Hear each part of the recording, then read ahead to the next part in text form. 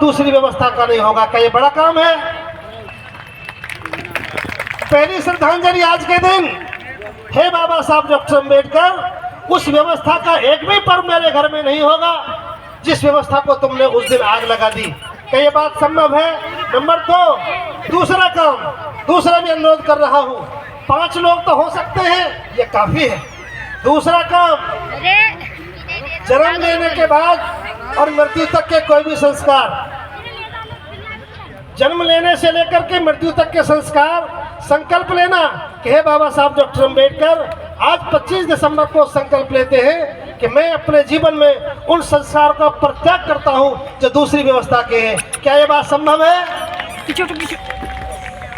और तीसरी बात, अंतिम बात, बस जिसके घर में पर्व समाप्त, जिसके घर में संस्कार समाप्त, और तीसरी बात, जिस घर में सुबह से लेकर शाम को सोने तक पूरी की पूरी परंपरा अपनी व्यवस्था से हो, लोग देखकर कहें ये तो बौद्ध है। कई बात संभव नहीं है। हमारे दिन की शुरुआत नमो बुद्धाय जय भीम से होनी चाहिए।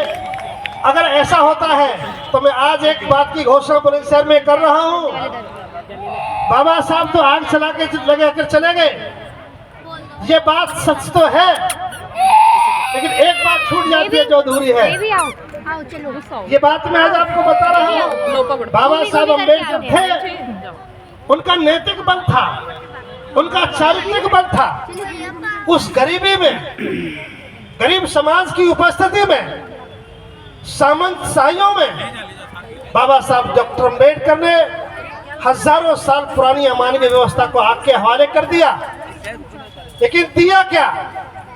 आइए, आज मैं अपील कर रहा हूं, एक व्यवस्था थी जो हमें चलने के लिए कहती थी, लेकिन आज भारत में बाबा साहब अम्बेडकर की असीम अनुकंपा से बुद्ध और उनका धम्म जो बाबा साहब ने लिखा, आज हम चूंकि बौद्ध हैं तो आज भारत में सत्य बनते करुणासिंह राहुल ने भारत के बौद्ध समाज की स्थापना कर दी और उनको दिए भारतीय बौद्धों की आचार संहिता। ये है भारतीय बौद्धों की आचार संहिता। हम कैसे जिएंगे, हम कैसे मरेंगे, हम क्या खाएंगे, हमारे संस्कार कैसे होंगे, हमारे रीति रिवाज कैसे होंगे, अगर उसमें आग लगाई तो हमें मिला क्या? अगर हम बौद्ध समाज के लोग हैं तो आज गर्व से कह सकते हैं कि हम धन्य हुए बाबा साहब डॉक्टर अम्बेडकर, आपने हमें बौद्ध बनाया।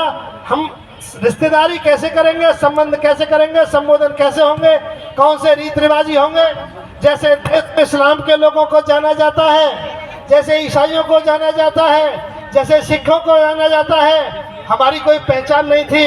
आज मंच पर जिन लोगों ने भी तकलीफ व्यक्त की, माफ करना, तुम्हारी सारी तकलीफ जायज है, लेकिन हमारी भी एक तकलीफ जायज है। आपको आरक्षण नहीं मिला, आपको नौकरी नहीं मिली, आपके साथ दुराचार होता है, ये आपकी समस्या है, लेकिन हमारी भी एक समस्या है। आपने बाबा साहब अम्बेडकर की बात नहीं मानी, ये तुम्हारे साथ होता रहेगा। जो लोग पुरखों की अवहेलना करते हैं, जो अपने महापुरुषों की अवहेलना करते हैं, उनके साथ ऐसा ही होता है। आइए, अभी कुछ नहीं बिगड़ा, भले ही बाबा साहब हमारे बीच में नहीं है, लेकिन उनका दिया बुद्ध और उनका धम्म हमारे बीच में है। और याद रखो, बिल्कुल भी गफलत में आने की जरूरत नहीं है। हम बाबा साहब डॉक्टर अम्बेडकर के अनुयायी हैं, हम बौद्ध हैं। एक बाबा साहब डॉक्टर अम्बेडकर को धरती पर अवसर मिला, अभी तो हमारे कोई प्रॉब्लम नहीं है। मैं ये बात बता रहा हूँ, जब बाबा साहब डॉक्टर अम्बेडकर को अकेले को अवसर मिला तो 5000 साल की पहाड़ जैसी व्यवस्था की कमर में कील ठोक दी और बाबा साहब अम्बेडकर ने हमारा जीवन संवारा। क्या आपको संदेह कोई? हम आबाद हुए, आज डॉक्टर हैं, मास्टर हैं, इंजीनियर हैं, मुख्यमंत्री हैं, राष्ट्रपति हैं, जज हैं, गवर्नर हैं। समाज के निर्माण के लिए और क्या चाहिए? इसकी कमी थी, हम समाज नहीं थे। आओ, आज मैं इस अवसर पर जो लोग पूर्व में इस मंच से